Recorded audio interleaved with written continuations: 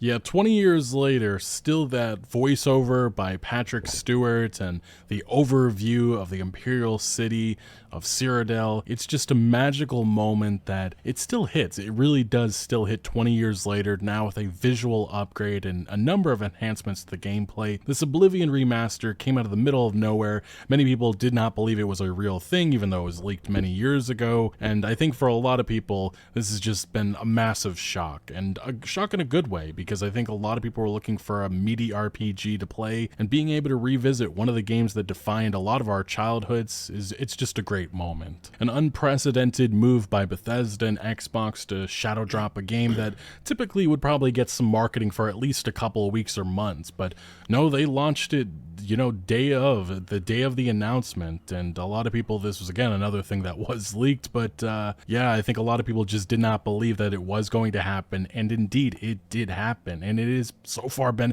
a massive success for both Bethesda, Xbox, and also Virtuos. Those SteamDB numbers, they are blowing up, and they are going to continue to blow up into the weekend. I'm certainly going to get into this with proper examples later in this video, but that feel of Oblivion with all its jank is still here, and it really was the only way. For better or worse, it's part of its charm. Removing that would be taking away from the identity of what Oblivion was known for. And one example of that actually is right before you arrive in that jail cell. The glory of making the ugliest monstrosities possible with a character creator that almost perfected the art of giving players so many options to make faces that only your mother would kiss or appreciate. But on Steam, Oblivion Remastered is off to a fast start, and it currently holds a very positive rating, with the biggest compliments being in the jank remaining here, but the game getting a nice new coat of paint and a number of upgrades that enhance the overall experience.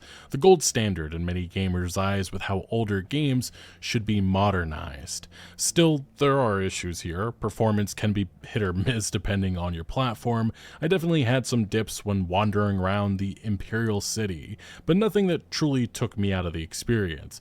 The open world also has some graphical oddities, whether that be textures, flickering, or pop-in. Some of the animations also just look absolutely bizarre, whether that be your character running in third person or some of the facial animations. And changes made to characters' faces like the adoring fan, or even races like the Khajiit and Argonians, are already being heavily debated online. Personally, for myself, most of this isn't a problem, but I can understand why some may not like it. And also the coloring, that's another thing we'll talk about later on this video. But I think with everything, bringing this all together, I guess I just view the state original, Oblivion was in versus what is being created here. It's just a substantial upgrade. The feel of traveling, the feel of combat, the menus, the user interface changes, it all feels fresh, but also still feels familiar. And also at an appropriate price of, $50, something that can't be said for a number of remasters that we've gotten in recent years from other studios. Hell, just last video we talked about Nintendo selling Breath of the Wild for $70 still, now for the Switch 2,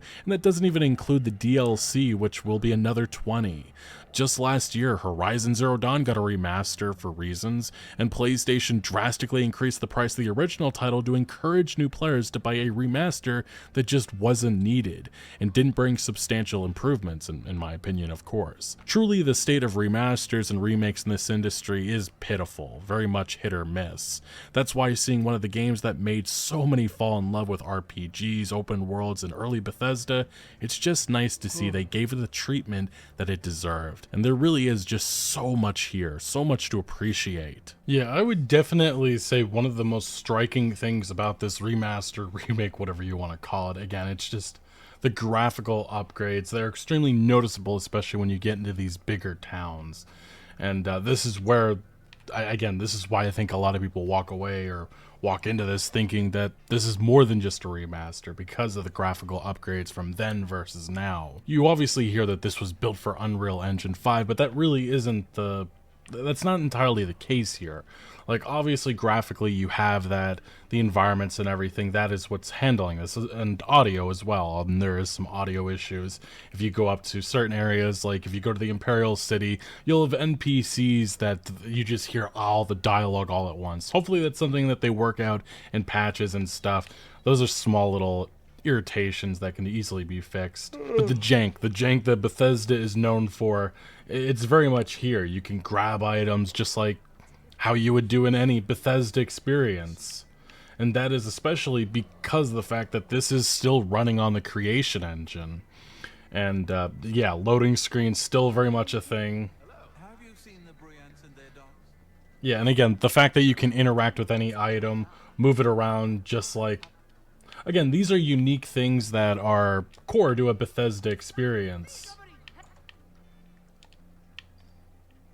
And then, yeah, obviously the consequences for that, people grouping around you wanting to, yeah, get you arrested for doing stuff like that. Yeah.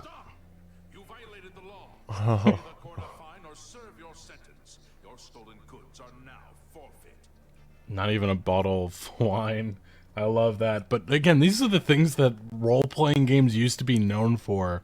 It's just crazy how, with a lot of these modern entries, we've almost downgraded in regards to, like, what's expected, because Oblivion is a great example. It has flaws, it has issues, it's dated in many different regards, and you can see it now.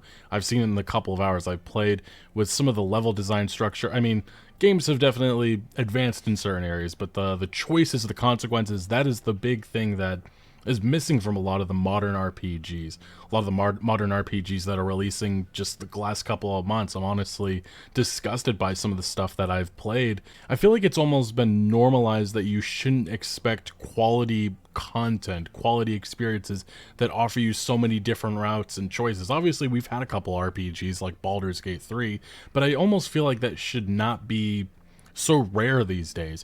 I think back around 2010, you know, right around Skyrim when that released, I think there was such an expectation. You know, you had other games like Mass Effect 3 around that time, Dragon Age, and so many different like RPGs taking off.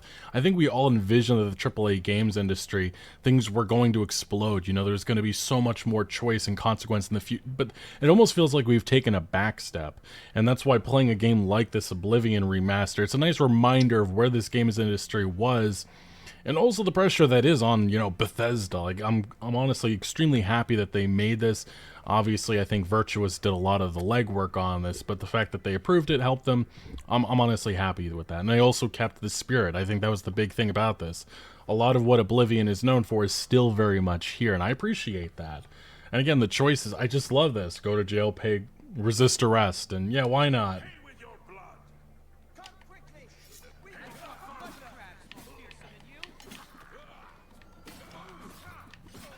Yeah, and again, it just feels a lot more fluid. That's another thing that separates this from... God, I love just being able to cause chaos. That's something that you don't have in a lot of modern RPGs. You can't do that because certain characters are off limits. Even in, you know, Starfield and some of these recent Bethesda entries. Fallout 4 for sure. Like President Garvey, you can get away with anything.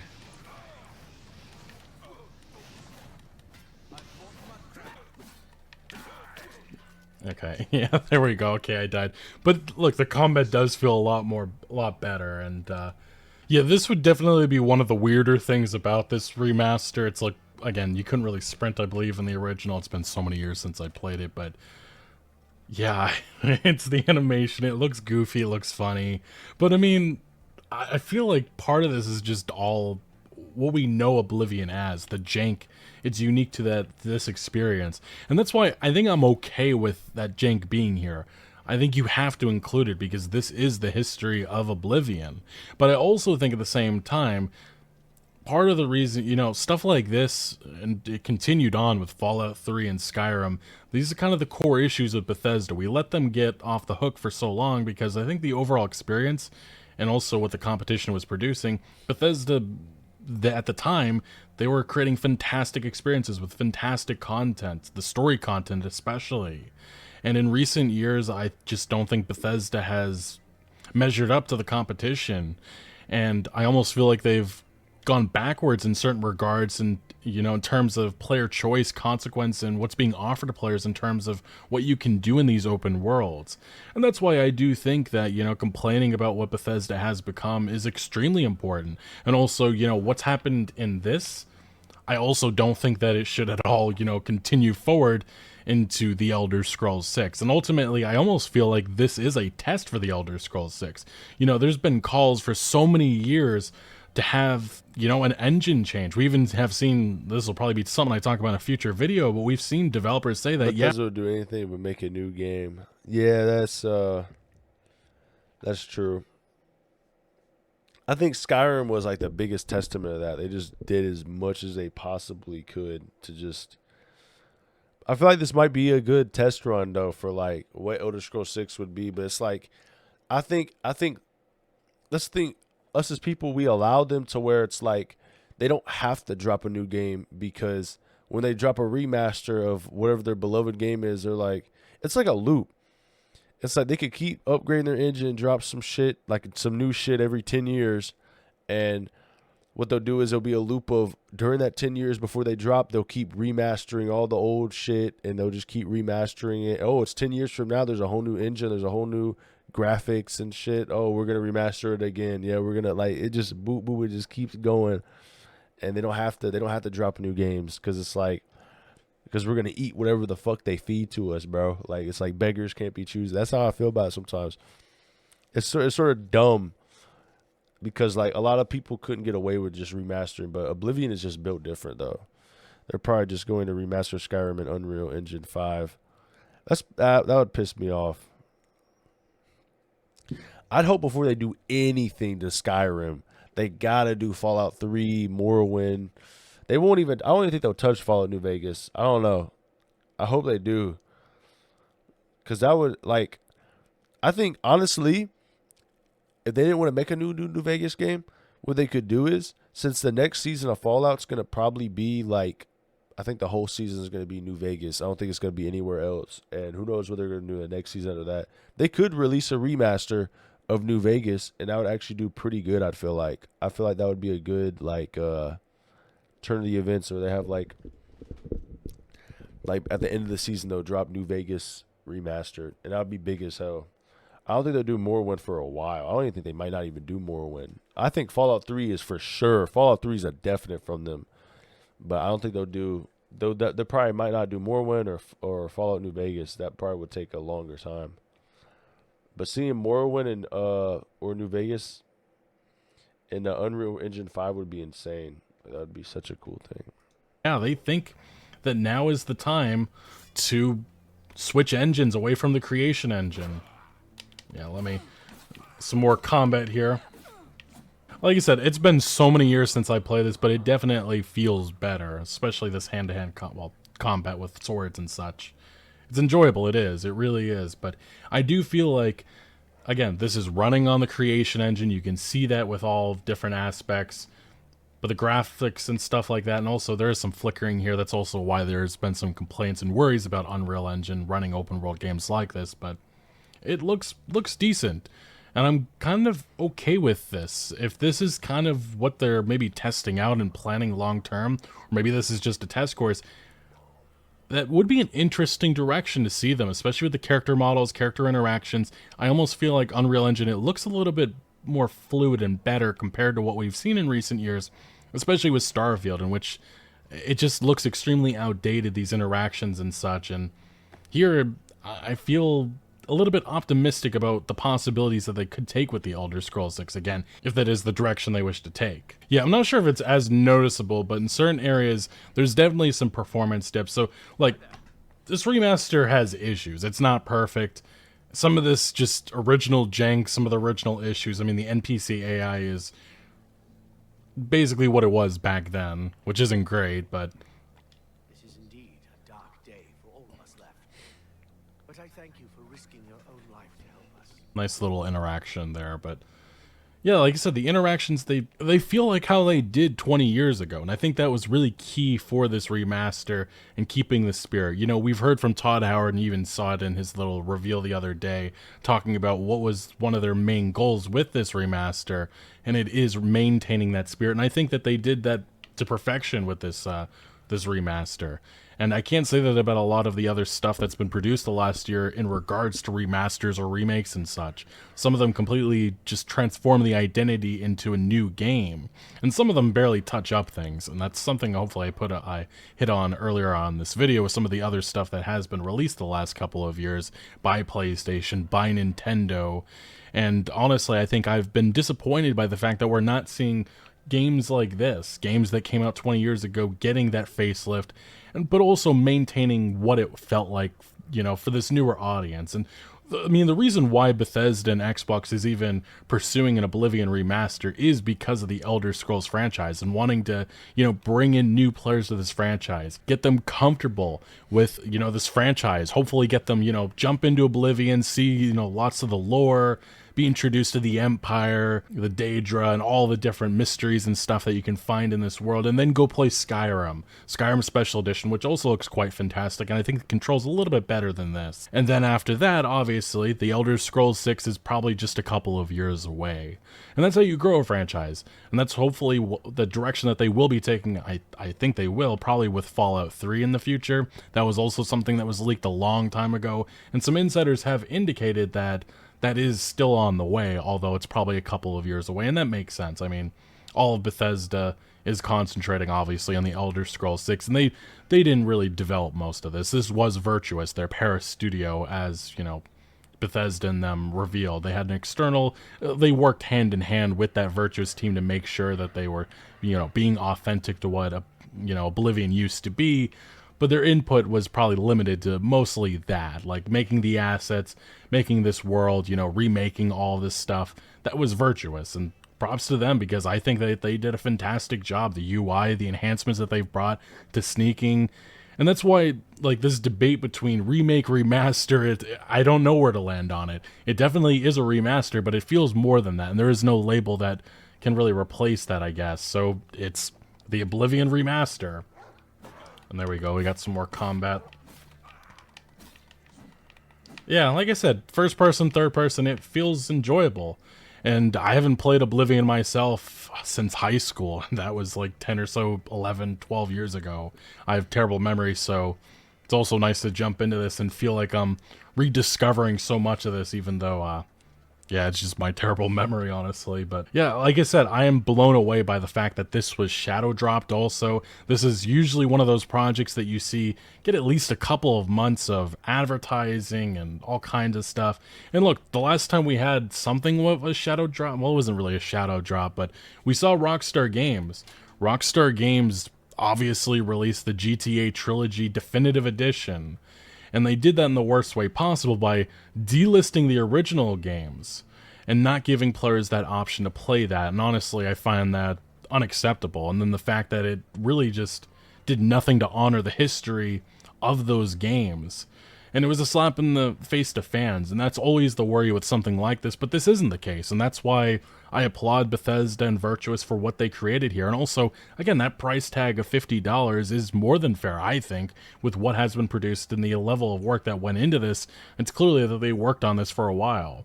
And hopefully, again, if they do have plans, maybe Virtuous and Bethesda, I'm not sure if that'll be the same team up, but if they do have plans for Fallout 3 to do similar treatment, Unreal Engine with graphics and audio, and then creation or Gamebryo or whatever with, gameplay, keeping those core mechanics and such intact, I'm totally fine with that, especially if it still plays and that spirit is still there. But yeah, I also do realize that this isn't for everybody.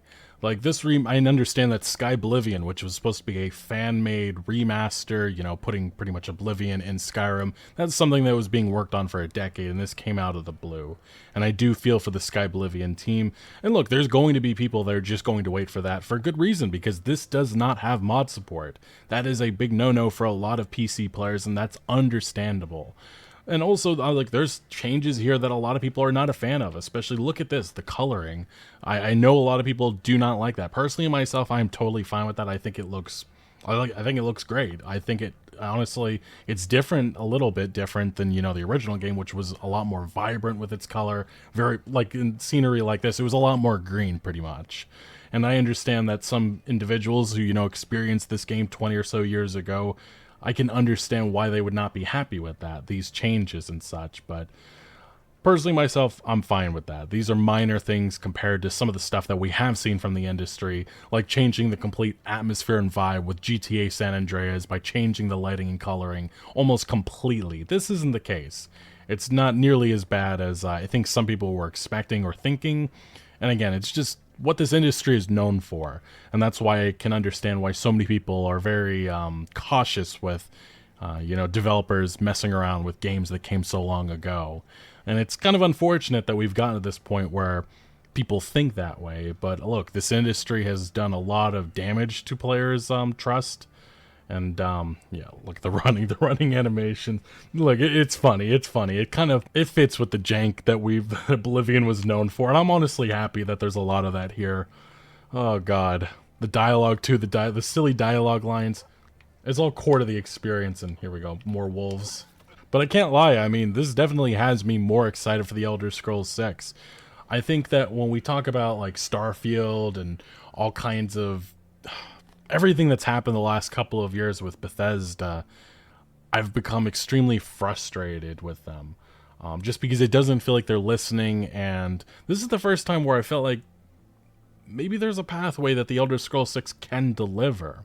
Obviously, writing and stuff, that's going to be a bigger issue, just because I haven't seen the talent that created games like this, or Skyrim and such, so many years ago, and the current talent hasn't been able to match this up in over a decade, and that's scary.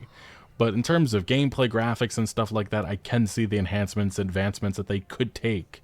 And I think that this is at least a little bit of evidence of maybe the path that they're planning for the Elder Scrolls 6. But that's a game that's probably not going to be revealed for at least another 3 years. It's probably not releasing until like 2028, 2029. Which for Fallout fans, that's even more scary, because you're probably I think I really thought I would think that Elder Scrolls 6 would be at the earliest 2026. 2029 is like, that is evil, bro.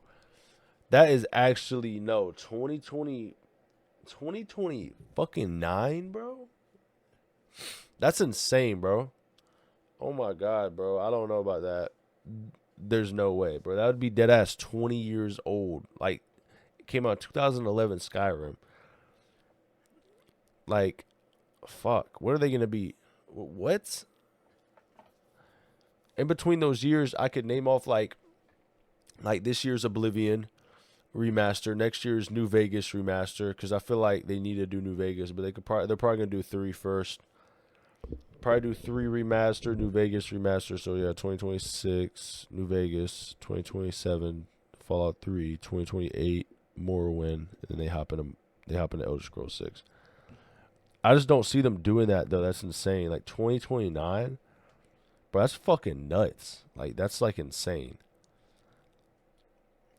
Like, bro, nah, that's actually historically, like, there's no way you release a trailer in 2018 and then a decade, not even like 11 years after you actually release the game. Like, that's fucking nuts, bro. Like, that's horrible, bro. That's fucking sick. I couldn't imagine that. going to be waiting almost 20 years from Fallout 4 to Fallout 5 for a new entry. But yeah, I mean, Elder Scrolls fans, I feel like we're eating good finally. You know, ESO has been around for a long time. It's just an experience I've never been able to get into myself. I played Skyrim, played it too many times. I haven't had a playthrough in probably about half a decade, which maybe it's time for a new one. But I think we all kind of understand Skyrim, and I think we're all ready for something new, and that's why this coming out of the blue was a nice surprise. I was already preparing for Sky Oblivion, and seeing the two, comparing it will be very interesting, and I do plan to do that eventually. But yeah, this was a nice surprise. I think a lot of people did not believe that Bethesda and Xbox were going to shadow drop this like they did, but the leaks were true. They were right. And maybe that's something that they do with Fallout 3 remake in a couple of years. That would certainly be fun.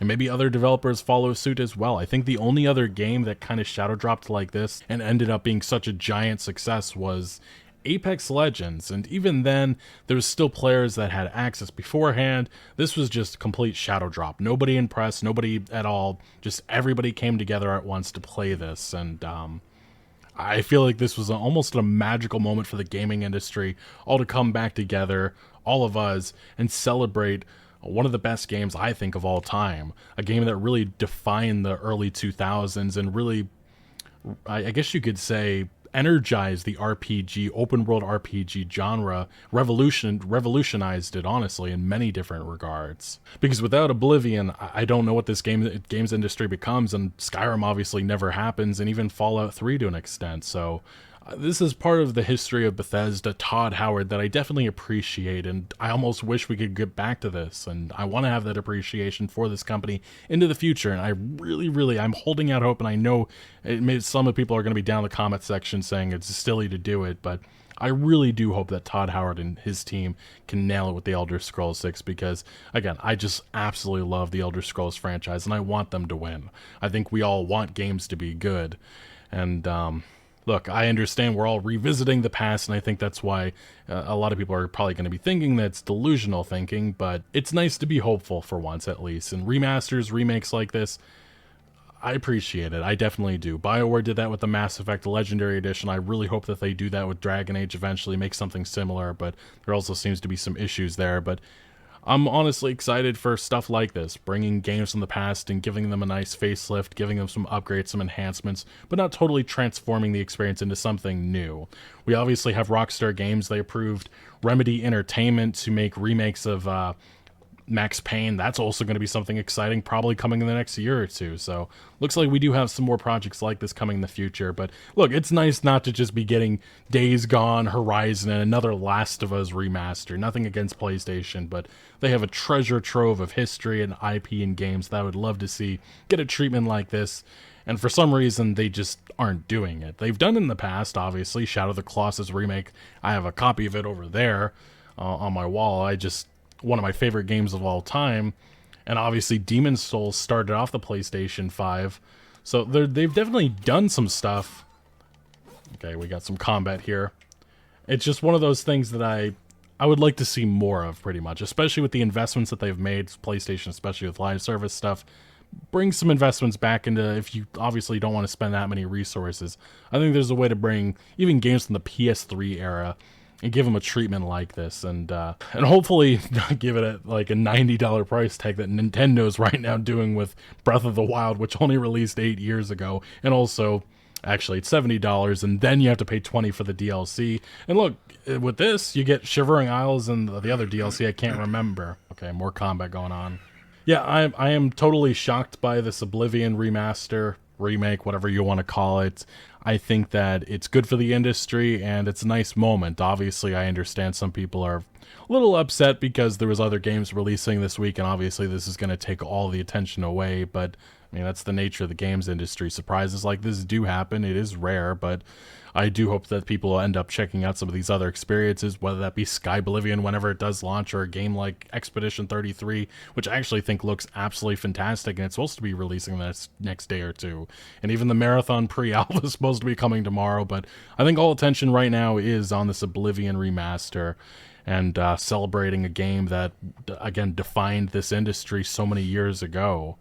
And also is the reason why we even got a game like Skyrim, because of the massive success that this was back around 2006 or so. But anyway, Oblivion Remastered is out. I've played it. I'm enjoying my time with it. What are your thoughts on it? Have you been able to jump in? Let me know your thoughts down in the comment section below. But thank you for watching. Make sure to leave a like if you did enjoy this video, or if you found any informative value. Consider subscribing for more videos like this.